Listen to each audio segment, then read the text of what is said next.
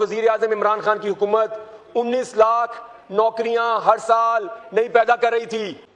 आपने कभी किताब नहीं पढ़ी, किताब पढ़ेंगे आपको पता लग जाएगा। आपके ख्याल में हर चीज ही झूठ है। वैसे जनाब स्पीकर, वैसे ये तकरीबन 17 लोग ही बैठे हुए हैं और यही इनकी सही नुमाइंदगी है।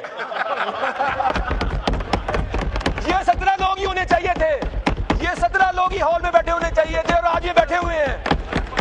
और ये किताब है, ये कभी पढ़ लिया करें, इसमें समोसे रखे ना खाया करें, ये किताब पढ़ा करें, पढ़ा करें। मेरी एक बात चैलेंज है आपको, अगर आप मेरी एक तकरीर का एक लफ्ज एक नंबर आप करें तो मैं इस्तीफा दूंगा, नहीं तो फिर आप इस्तीफा देंगे। करें चैलेंज कबूल आप मेरा, आप चैलेंज कबूल करें, खड़े होकर चैलेंज कबूल करें। मेरी तकरीर का एक लफ्ज एक फैक्ट अगर गलत हो जनाब स्पीकर मैं इस्तीफा दूंगा, नहीं तो ये जो मुअज़्ज़ज़ मेंबर यहां से बोला था ये इस्तीफा देगा।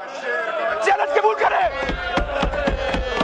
मैं 50,000 से नून लीग के तजर्बाकारों को इलेक्शन हरा के आया हूं अल्हम्दुलिल्लाह, और एक मर्द कलंदर के नाम पे वोट लेके आया हूं जिसका नाम है Imran Khan Niazi. Petroleum development levy कि हमने मोटरसाइकिल वालों की जेबों को काट लिया है। 118 रुपए 1 लीटर के ऊपर पेट्रोलियम लेवी। और मैं आपको ट्वीट दिखाता हूं, सितंबर सुन ले 2021, ट्वीट करने वाले बंदे का नाम था शहबाज शरीफ। पेट्रोलियम की कीमत कितनी बड़ी थी? 1 रुपया 71 पैसे। 1 रुपया 71 पैसे पे ट्वीट कर दी, और अगर 117 रुपए पे तो किताबें लिख देनी चाहिए फिर हमें। और ट्वीट क्या की थी? और ट्वीट क्या की थी कि ये जालिमाना गैर मुंसिफाना 1 रुपया 71 पैसे। वैसे मुझे याद नहीं 2021 में 1 रुपया 71 पैसे का होंडा सिटी 70 आता था। आपने ऐसे ट्वीट किया कि उससे महंगाई का, बेरोजगारी का और नाइंसाफी का सुनामी आएगा। और 117 रुपए पे तो 20 रेक्टर स्केल का ज़ल्ज़ला आ जाना चाहिए था। लेकिन इनके वुज़रा टीवी पे आके डिफेंड क्या करते हैं? बड़े बड़े मुआशरदान मैंने देखे हैं लेकिन ऐसे कभी नहीं देखे।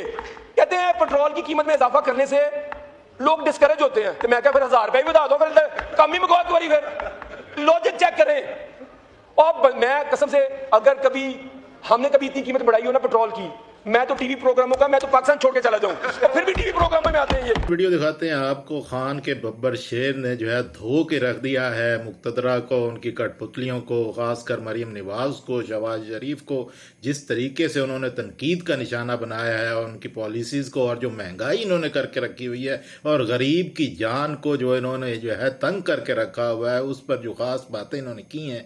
आइए मुकम्मल वीडियो आपको दिखाते हैं, फिर इसकी तफसील जो है वो भी आपके सामने रखते हैं। पाकिस्तान का गरीब पिस गया है, पाकिस्तान की मईशत बैठ गई है, पाकिस्तान के कारखाने बंद हो गए हैं, पाकिस्तानी पाकिस्तान छोड़ छोड़ के बाहर जा रहे हैं और ये सेलिब्रेट कर रहे हैं कि हमने रेमिटेंस रिकॉर्ड आ गई हैं। और ये वाहिद मुल्क का दुनिया की 20 बड़ी मईशतों में, 40 बड़ी मईशत में कोई मुल्क ऐसा नहीं है जिसकी रेमिटेंसेस उसकी एक्सपोर्ट से ज्यादा है। ये शर्म की बात है कि हमारा जो तमाम आमदनी वो पाकिस्तान के कारखानों से नहीं है, पाकिस्तान के मजदूरों से नहीं है। वो पाकिस्तानी जो मजबूरी में पाकिस्तान छोड़ के बाहर जा रहे हैं, उन पे आप ये मुल्क चला रहे हैं। इमरान खान इस मुल्क का हकीकी वजीर आजम, इस मुल्क का सबसे पॉपुलर वजीर आजम, इस मुल्क का सबसे ईमानदार वजीर आजम, इस मुल्क का सबसे काबिल वजीर आजम जो था, जिसने सिर्फ 40 माह हुकूमत की और उसके दौर के अंदर इस सदी की सबसे बड़ी वबा कोरोना, जिसमें दुनिया की तमाम मईशतें सुकड़ गई थी, उसने पाकिस्तान की एक्सपोर्ट्स 8 अरब डॉलर बढ़ा दी, 24 अरब डॉलर से 32 अरब डॉलर कर दिए। और ये तजर्बाकार, ये 40-50 साल से जो हुकूमतें कर रहे हैं, इन्होंने पिछले 4 साल के अंदर एक्सपोर्ट्स 2 अरब डॉलर कम कर दिए हैं। और अभी ये कह रहे हैं कि हम अगले साल 3 अरब डॉलर एक्सपोर्ट बढ़ा देंगे, और ये नहीं बताया कैसे बढ़ाएंगे। वैसे एक लतीफे वाली बात यह है कि जब मैं ओ लेवल्स में था तो इनका एक वजीर नो प्लानिंग, उन्होंने एक विजन 2020 निकाला। वो विजन जब हम 2020 में आए तो विजन 2035 निकाल दिया है, और जब हम 35 में जाएंगे तो 47 आ जाएगा। ये ऐसे ही है कि किसी बच्चे से आप पूछें कि आपने पहली क्लास में कितने नंबर लेने हैं, वो आगे मैटर की बात शुरू कर दे। तो इन्होंने कहा कि 2029 के अंदर पाकिस्तान की एक्सपोर्ट हम 60 अरब डॉलर करेंगे, अगले 3 साल के अंदर ये पाकिस्तान की एक्सपोर्ट को डबल करेंगे। मुझे तो आप ये बताएं कि इसका मतलब है कि और इन्होंने खुद टारगेट रखा है इस साल 32.9 अरब का। तो मुझे आप ये बताएं कि आप 25% आप कह रहे हैं एक्सपोर्ट ग्रोथ करेंगे, और कैसे करेंगे? आगे आ जाएं आप। इन्होंने कहा कि ये बजट बड़ा बैलेंस बजट है।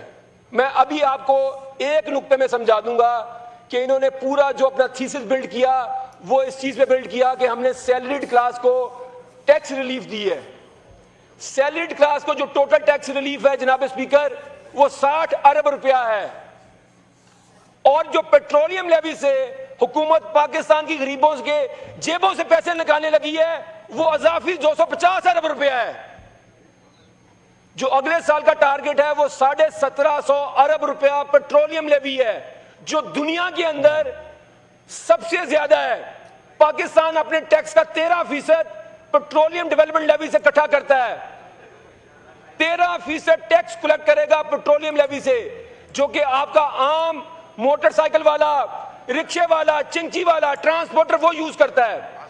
इनके अपनी हुकूमत के सर्वे के मुताबिक पाकिस्तान में जो गुर्बत की शरह है, और वो गुर्बत की शरह क्या है कि एक बंदा जो 8500 रुपया कमाता है, अगर आप 8600 रुपया कमाते हैं तो आप गरीब नहीं हैं। अगर आप 8501 रुपया कमाते हैं तो आप गरीब नहीं हैं। अगर आप 8499 रुपया कमाते हैं तो आप गरीब हैं। गुर्बत की डेफिनेशन भी इनकी, अदादो-शुमार भी इनके। नाज़रीन, वीडियो देखिए आपने। जो है नौजवान इन्होंने तो कमाल ही कर दी है। बातें भी इन्होंने बिल्कुल ठीक की हैं, और सारी बातें जो हैं इनकी वो बजट के लिहाज से हों, सियासत के लिहाज से हों, या मुल्क के अंदरूनी हालात जो चल रहे हैं उनके लिहाज से हों, बिल्कुल ठीक है। उन्होंने कहा 118 रुपये आप लेवी की मद में आप ले रहे हैं पेट्रोल पर लीटर। तो हमारे दौर में या इमरान खान के दौर में वो जो है 1 रुपये 71 पैसे पेट्रोल की कीमत बढ़ी थी, तो इन्होंने जो है वो बिल्कुल ही तमाशा लगा के रखा हुआ था। तो इनका ये कहना था कि 118 रुपये पे तो हमें जो है वो किताबें लिखनी चाहिए और बहुत ही ज़्यादा तनकीद करनी चाहिए। लेकिन बदकिस्मती से पीटीआई वाले तनकीद भी करना नहीं जानते या करना नहीं चाहते, किसी ने रोका हुआ है। तो कुछ समझ नहीं आता पीटीआई इतनी वीक सियासत क्यों कर रही है। इनके अलावा उन्होंने और भी बड़ी बातें की हैं। इमरान खान के दौर में सालाना 18 लाख मुलाजमतें जो है वो नई जनरेट हो रही थी, पता नहीं कहाँ हो रही थी, हमें तो नज़र नहीं आती।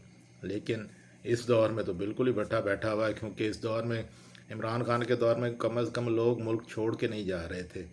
इस दौर में तो धड़ाधड़ लोग जो है अपने घर बार बेच कर भी वो मुल्क छोड़ के बाहर जा रहे हैं। तो बातें उनकी काफ़ी हद तक ठीक हैं, और लेकिन मसला ये है कि आप अपने लीडर को तो जेल से निकलवाएं ना।